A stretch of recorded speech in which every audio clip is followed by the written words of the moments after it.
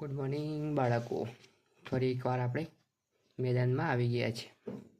આજે પણ કંઈક નવું શીખવાનું છે, તો તમે ધ્યાનથી જોજો, ધ્યાનથી સાંભળજો અને ધ્યાનથી શીખજો, જેથી તમને બધી સારી રીતે આવડી જાય.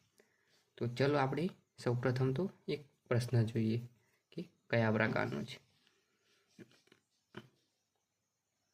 રકમ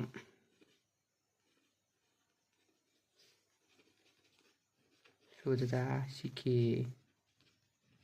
બરાબર બાળકો?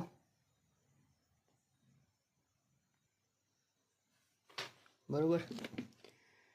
તો સૌપ્રથમ તો આપણે જે ટાઇટલ આપી દઈએ, રકમ શોધતા શીખીએ. બરાબર. તમે શાંતિથી જોઈ લેજો. રકમ આપેલી છે, પણ એ પણ જેમમાં આપેલી. જેમાં આપેલી છે બાળકો? જેમમાં. તો આપણે જેમમાં રકમ શોધવા શીખવાનું છે. અહીં આપેલું છે રકમમાં 53 જેમ 225. એની સામેની સાઈડ આપેલી છે 74 જેમ ખાલી જગ્યા શોધો. બરાબર. તો એ પ્રશ્ન છે એ રીતે A, B, C અને D. તો એ આપેલી છે 421, બીજી આપેલી 782, 590, 192. બરાબર.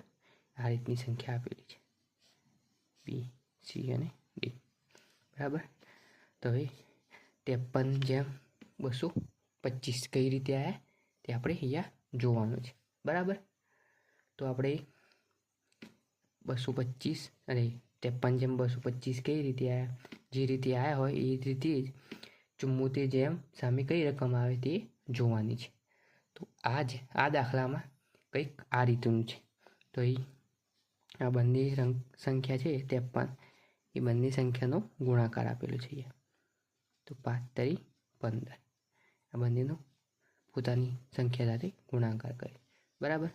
તો અહીંયા આવ્યા 15. બરાબર. હવે 15નું વર્ગ કરીએ કે ઘન કરીએ તો 225 જવાબ આવે.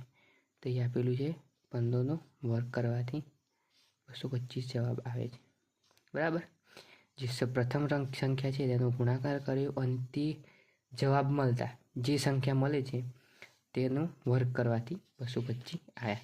તો આપણે શોધવાનું છે 74. બરાબર.